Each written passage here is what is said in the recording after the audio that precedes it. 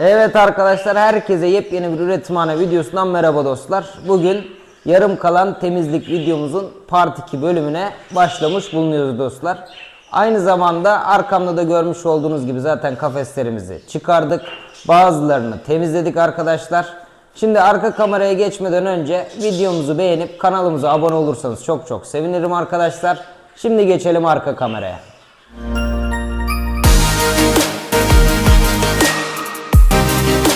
Evet arkadaşlar, herkese yepyeni bir üretimhane videosuyla daha karşınızdayız dostlar. Bugünkü videomuz biliyorsunuz ki geçen hafta atmış olduğumuz temizlik videosunun part 2 kısmı olacak. Zaten part 1 videomuzda salma kafeslerimizin temizlendiğini açıklamıştım. Bu tekli kafeslerimizde kalmıştık. Tekli kafeslerimizi duvarlardan çıkardık arkadaşlar. Gördüğünüz gibi ışık sistemini de zaten yenileyeceğiz Allah nasip ederse. Ama bunu yazın yapmayı düşünüyorum arkadaşlar. Normalde biliyorsunuz ki temizliği biz böyle yapmıyoruz. Onlardan da bahsetmiş olacağım sizlere. Ama bu yarı yıl tatil gibi düşünün. Hani okulların 2 hafta tatile girmesi gibi düşünün arkadaşlar. Biz de aynı şekilde yarı yıl tatilini böyle temizliğimizde devam ettirmiş oluyoruz dostlar. Bu temizlikte de ne yapıyoruz? Gördüğünüz gibi şu tüneklerimiz zaten kalkacak. Tüneklerimiz tamamen Virkonesi dezenfekte suya batırılıp dışkılar tamamen çıkarttıktan sonra tekrardan tüneklerimizi zaten kafeslerimize koyacağız arkadaşlar. Şimdilik yaptığımız işlem ise şurada gördüğünüz gibi 3'er sıra, yani 4'erli sırada 12 tane kafesimiz temizlendi. Sıra buraya geldi arkadaşlar. Videonun devamı açısından ben birazını temizledim. Örnek olarak göstereyim diye sizlere. Şimdi burada da gördüğünüz gibi zaten dışkılar da var. Aynı zamanda tüyler de var. Şöyle dışkı da gösterelim. Yani dışkılar da burada gördüğünüz gibi yapışmış bir şekilde duruyor arkadaşlar. Biz de bezimizle sadece toz işlemini alıyoruz. Aynı zamanda da tünekler çıkıp arkadaşlar Virkonesli dezenfektanın suyumuza batırmış olacağız. Biraz bu sezon erken bitirdik. Erken bitirmemizdeki sebep de arkadaşlar çok güzel planlarımız var. İnşallah Rabbim yardımcımız olsun diyorum. Güzel bir yola girdik. Şöyle bir 1-2 ay dinlenmiş olacağız. Yarı yıl tatil misali arkadaşlar. Biz de 1-2 ay dinlenmiş olacağız. Ramazan'dan sonra inşallah, yani bir şey olmazsa, Allah'tan bir şey olmazsa arkadaşlar, Ramazan'dan sonra devam etmiş olacağız. Ama Ramazan'a kadar olan bölümde de bol video ve içerikle sizleri yalnız bırakmayacağız arkadaşlar. Bilgi videolarımız başlayacak. Bilgi videolarımızı bol çekeceğiz. Çok daha güzel videolar, bomba videolar da gelecek Allah nasip ederse. Gördüğünüz gibi kafeslerin arkadaşlar zaten epey bir arka tarafları çok pis oluyor dostlar. Ondan dolayı bu kafeslerimizi tamamen tozunu alacağız. Normalde kafeslerimizi biz böyle mi temizliyoruz derseniz, biz kafeslerimizi böyle temizlemiyoruz arkadaşlar. Nasıl temizliyoruz? Yazın olduğunda 6. 7. ayda sezonu bitirmiş oluyorduk. Sezonu bitirdiğimizde de arkadaşlar tek kafesler tamamen demonte şekline geliyor tekrardan. Geldiğinde de bir fırça yardımıyla ve dezenfektanlı suyumuzla fırça yardımıyla temizliyorduk arkadaşlar. Daha sonradan da boya ve bakım işlerini yapıyorduk. Öyle devam ediyorduk ama bu yarı yıl dediğim gibi olduğu için, yarı yıl tatili gibi düşündüğümüz için sadece tozunu, pisliğini tamamen arındırıyoruz. Hatta gördüğünüz gibi burada arka tarafta zaten pislikleri göstermiştim arkadaşlar. Şöyle göstereyim. Çok toz oluyor. Aynı zamanda dışkılar pisletmiş oluyor. Kafesimize yapışmış oluyor. Bunlar da kafesimizin eskimesine ve aşınmasına sebep oluyor dostlar.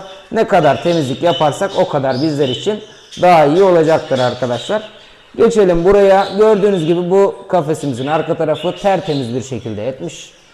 Tertemiz bir şekilde temizlemiş olduk dostlar. Sadece ve sadece tüneklerimiz çıkıp Virkonesli dezenfektanlı kısacası suya batırıldıktan sonra dışkılardan arındırıp tekrar kafeslerimize koyacağız arkadaşlar. Şimdi ben görüntü olsun diye zaten çıkarmadım.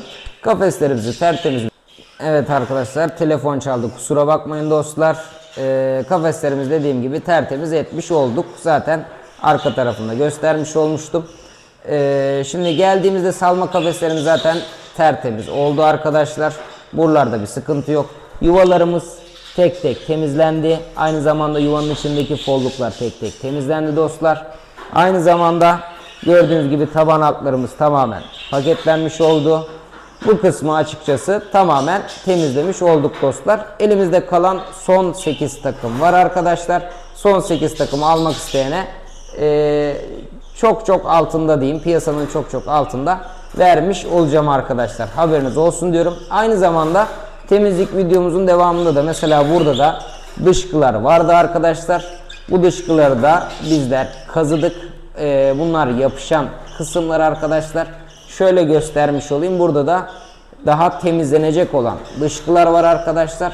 Bu duvardaki dışkıları mecburen temizlemek zorundayız arkadaşlar. Çünkü bunların temizlememizin amacı parazit yapmamasını sağlamamız arkadaşlar. Bunları şimdilik ben kazıyorum. Daha sonradan da zaten ışık sistemini değiştireceğimiz için arkadaşlar bu ışık sistemi tamamen sökülecek. Yerisine yeni yapılacak. Aynı zamanda bu işlemi de belki bu zamanda yapabilirim ya da 6. ay 7. ayda tamamen üretim bittikten sonra da yapabilirim arkadaşlar. Çünkü yılda bir kere ben buraları tamamen ya söküyorum ya da ışık sistemim düzgünse ruloyla, küçük bir rulo alarak, zaten boyamız da var arkadaşlar. Önce kazıdıktan sonra, duvarı sildikten sonra güzel bir şekilde tekrar aynı boyayı ruloyla sadece ışık olan, yani pislik gören kısımları arkadaşlar yapmış olacağım. Buradakileri dediğim gibi şu kısımdaki çıkan kafeslerimizin yerine zaten buraları kazıdık ama yapışan kısımları siz de görüyorsunuz. Bunlar da mecburen gitmek zorunda arkadaşlar. Gidecek ki kuşlarımıza herhangi bir sıkıntısı, bakteri veya da parazit sıkıntısı kısacası olmasın diye biz mutlaka duvarlarımızı temizlemek zorundayız. Aynı zamanda gördüğünüz gibi hayvanlarımız gagalı hayvan olduğundan dolayı gördüğünüz gibi zaten alçıyı bile mahvediyor. Buralara alçı çekildi, tekrardan rütüş boyalar yapılmış olacak arkadaşlar. Böyle şeyler üretimhanede oluyor. Aynı zamanda buraya geldiğimizde de dostlar şöyle göstermiş olayım. Burayı da birazdan çekeceğim hatta.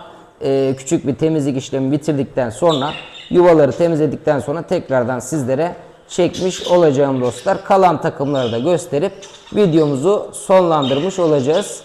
Bunun da bilgisini vermiş olayım. Şimdi temizliğe ben devam ediyorum arkadaşlar. Daha sonradan tekrardan kameranın başına geçip sizlere bunların da bilgisini vermiş olacağım.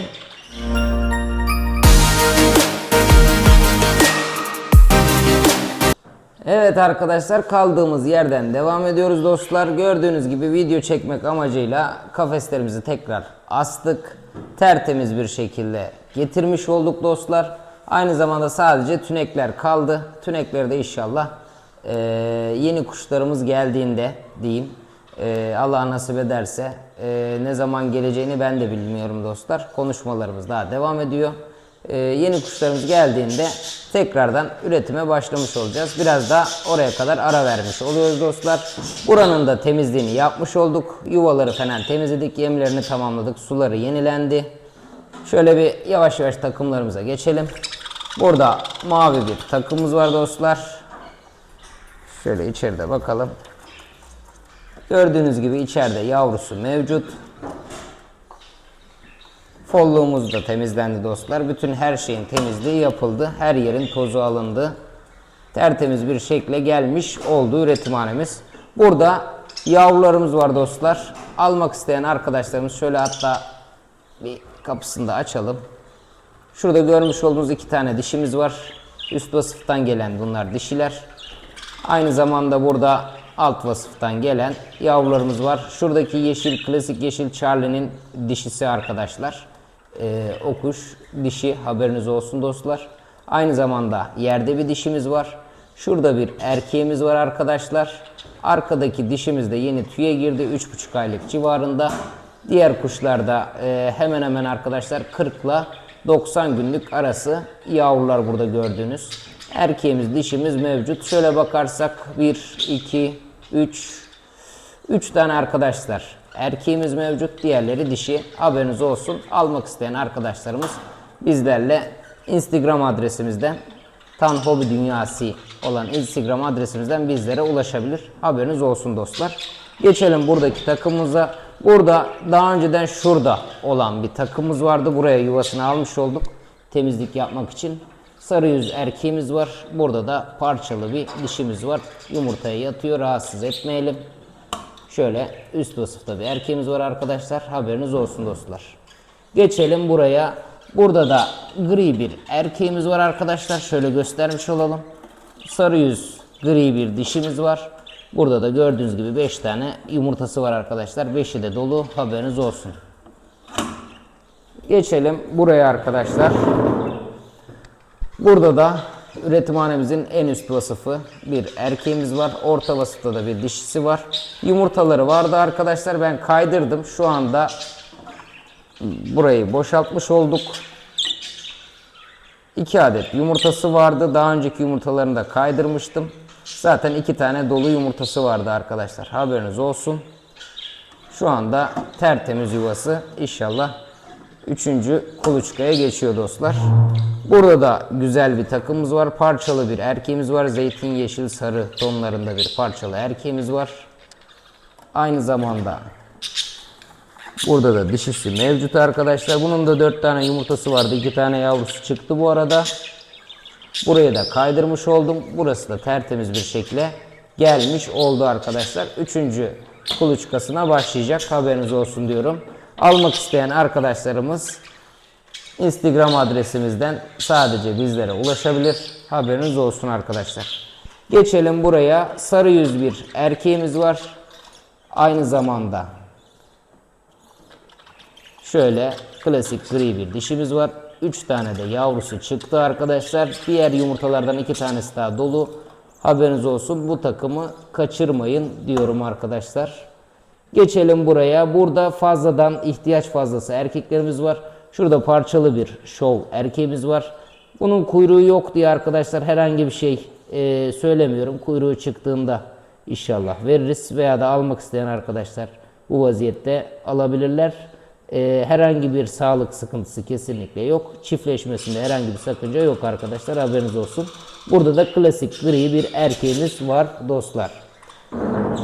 Geçelim buraya arkadaşlar. Son 2 takımımız. Burada namı diğer Charlie var. Charlie'nin eşi yem yiyor. Şöyle göstermiş olayım. Aynı zamanda yumurtalarının hepsi dolu arkadaşlar. 4 tane yumurtası var. 4'ü de dolu arkadaşlar. Haberiniz olsun. Bu takımda vereceğim. Bu arada bu takımı arkadaşlar üretimhane kurdurur. Haberiniz olsun. Bu takımı kesinlikle kaçırmayın diyorum. Geçelim son takımımıza. Son takımımızda da klasik gri bir erkeğimiz var. Aynı zamanda dişimizde yuvada sarı yüz bir erkeğimiz, pardon dişimiz arkadaşlar. 3 tane yavrusu mevcut şu anda besliyor gördüğünüz gibi. Almak isteyen arkadaşlarımız bu takımda sahiplendirebilir. Son takımlar olduğu için arkadaşlar yavrusuyla beraber gönderme imkanım olabilir. Çünkü kaydıracak artık yuva kalmadı. Ondan dolayı yuvalık fiyatı da dahil olmak üzere içine daha sonradan yuvalıkla beraber gönderimi yapıyorum. Ama herhangi bir sorumluluk almıyorum. Haberiniz olsun dostlar. Niye sorumluluk almıyorum? Çünkü yer değişikliğinden dolayı yavrulara bir şey olabilir. Ama Allah'a şükürler olsun 2-3 tane göndermiş oldum bugüne kadar öyle. Herhangi bir sıkıntı yaşamadım. Son takımlar olduğu için yuva ile beraber gönderebilirim ama bu yuvada göndermiyorum arkadaşlar. Bu yuvalar benim üretimhanemin demirbaşı. Başka tahta yuvalıklarda gönderiyorum. Haberiniz olsun arkadaşlar.